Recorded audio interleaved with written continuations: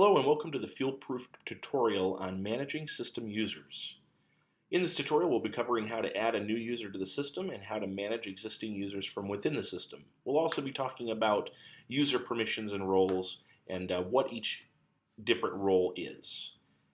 In order to add a new user to the system, simply click on Add Users, supply it with the user information,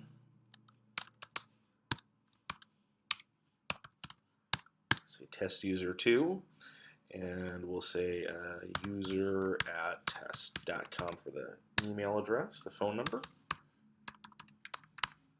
license number. This is usually the license number for your actual license for inspections. If you don't have this, you can supply this with any number, and I'll give it a password. And then we want to choose a role.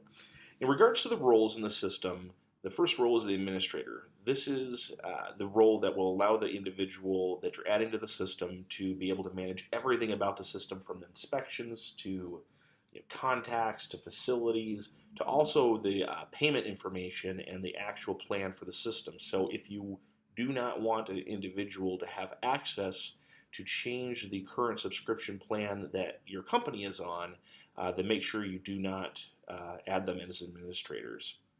Managers have similar rights to administrators, but they do not have access to any of the system payment information or plan information. Reporters are your normal inspectors. This would be the person that's performing the inspection. They have the ability to perform an inspection, but they do not have the ability to edit that inspection or add new ones. And then viewers are simply people that can log into the system to view information and data, but don't have the ability to change it. I'm going to add this person as a manager. I'll hit Add User. You can see that it added that user to the system. If I come back over to the Users page and click on Manage Users, we can see that that user has now been added to the system.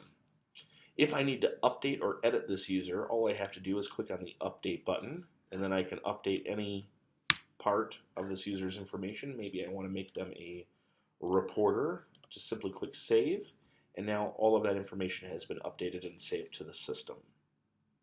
That's it for this tutorial. Thank you so much for joining us, and we look forward to seeing you in the next one.